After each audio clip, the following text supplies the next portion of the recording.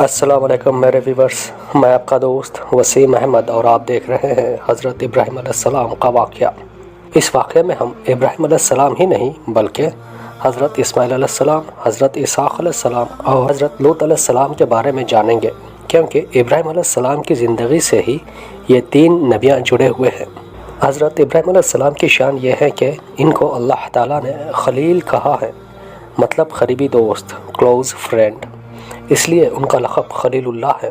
ابراہیم علیہ السلام کو ابو الانبیاء بھی کہا جاتا ہے، مطلب نبیوں کے باپ۔ یہ اس لیے کہا جاتا ہے کیونکہ آپ کے بعد جتنے بھی نبی اس دنیا میں آئے وہ آپ کے دونوں بیٹوں کے نسل میں سے ہی تھے، اسحاق علیہ السلام اور اسماعیل علیہ السلام۔ حضرت اسحاق علیہ السلام کی اولاد سے نبیوں کا سلسلہ چلتا رہا اور ہزاروں نبیاں آئے، اور اسماعیل علیہ السلام کے سلسلے میں کوئی نبی نہیں آئے سوائے حضرت محمد مصطفیٰ صلی اللہ علیہ وسلم۔ اللہ تعالیٰ نے 5 پیغمبروں کو اولو العزم پیغمبر کہا ہے کیونکہ ان پیغمبروں پر کتابیں یا مذہبی قوانین نازل ہوئی ہیں۔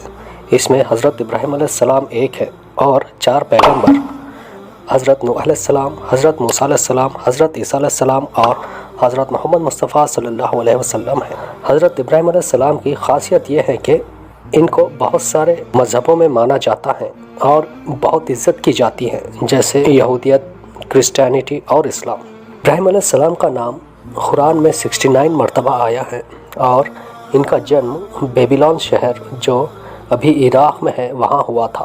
ابراہیم علیہ السلام کی ساری زندگی آزمائش میں گزری ہے۔ ان کا بچپن، جوانی اور بڑھاپا، ہر ایج میں اللہ تعالیٰ نے ان کو آزمایا اور وہ اس میں پوری طرح کامیاب ہوئے۔ ابراہیم علیہ السلام کا جنم ایک ایسے دور میں ہوا جب ساری انسانیت توحید یعنی اللہ سے بہت دور ہو گئے تھے اور بت پرستی، چاند، سورج اور ستارے کی پوجا میں مبتلا تھے۔ حد تو یہ ہے کہ وہ اپنے دادا، پردادا اور بادشاہوں کی بھی پوجا کرتے تھے۔ ابراہیم علیہ السلام کے والد کا نام ازر آتا ہے کئی روایتوں، اور وہ ایک مشہور بت بنانے والے تھے۔ اللہ تعالیٰ نے حضرت ابراہیم علیہ السلام کو ابتدائی عمر سے ہی روحانی فہم سے نوازا۔ بچپن میں ابراہیم علیہ السلام اپنے والد کو پتھر یا لکڑی سے ان بتوں کو تراشتے ہوئے دیکھتے اور اپنے والد سے کئی طرح کے سوال پوچھتے۔ ایک دن ان کے والد نے انہیں ایک مورتی پر بیٹھ کر کھیلتے ہوئے دیکھے تو بہت غصہ ہوئے اور کہا کہ دوبارہ ایسا نہ کرے۔ تب ابراہیم علیہ السلام نے پوچھا، میرے والد، یہ کون سا مجسمہ ہے جس کے بہت بڑے کان ہمارے کان سے بھی بڑے ہیں؟ تب ان کے والد نے کہا، یہ مردوخ ہے، دیوتاؤں کا دیوتا، اور یہ 2 کان عظیم ذہنیت کی علامت ہے۔ ابراہیم علیہ السلام ہنس پڑے اور کہنے لگے،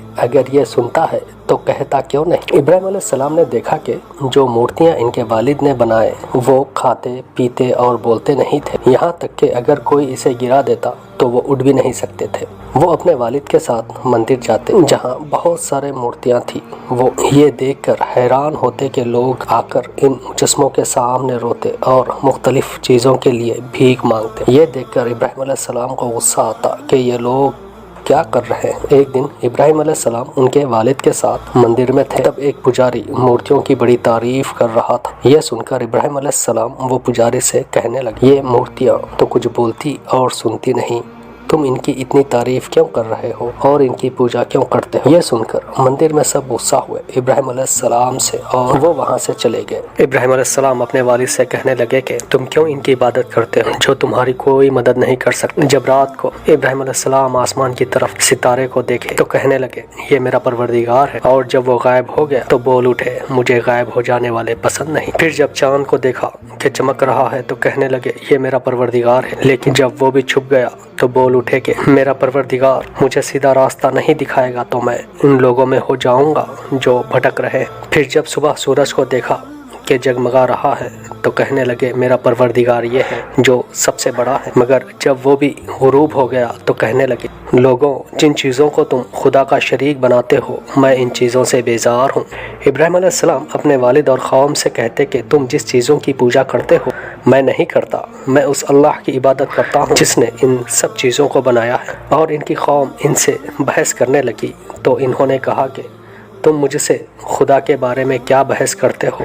اس نے تو مجھے سیدھا راستہ دکھا دیا۔ جب ابراہیم علیہ السلام نے اپنی قوم سے پوچھا کہ تم مورتیوں کی عبادت کیوں کرتے ہو تو کہنے لگے، ہم نے اپنے باپ دادا کو ایسے کرتے ہوئے دیکھا۔ پھر ابراہیم علیہ السلام اپنے والد سے بولے، آپ اس کی عبادت کیوں کرتے ہو جو نہ سنتا ہے اور نہ ہی دیکھتا ہے، اور آپ کو کچھ بھی فائدہ نہیں پہنچا سکتا۔ اے میرے والد، میرے پاس وہ علم آیا جو آپ کے پاس نہیں آیا، آپ میری پیروی کرو، میں آپ کو سیدھا راستہ دکھاؤں گا، شیطان کی پیروی مت کرو۔ تب ان کے والد نے ان سے کہا، اے ابراہیم، کیا تم میرے معبودوں کو جھٹلاتے ہو؟ اگر تم باز نہ آئے تو میں تمہیں مار ڈالوں گا، میرے گھر سے نکل جاؤ، میں تمہیں دیکھنا نہیں چاہتا۔ جب ابراہیم علیہ السلام اپنے والد سے یہ سب سنے تو کہنے لگے، تم پر سلامتی ہو، میں اپنے رب سے بخشش مانگوں گا، بے شک وہ میرے لیے بہت اچھا ہے، اور میں تم سے اور جن کی تم اللہ کے سوا عبادت کرتے ہو ان سب سے دور رہوں گا۔ اس گفتگو کے بعد حضرت ابراہیم علیہ السلام اپنے والد کے گھر سے نکل گئے۔ یہ ابراہیم علیہ السلام کی پہلی آزمائش تھی کہ وہ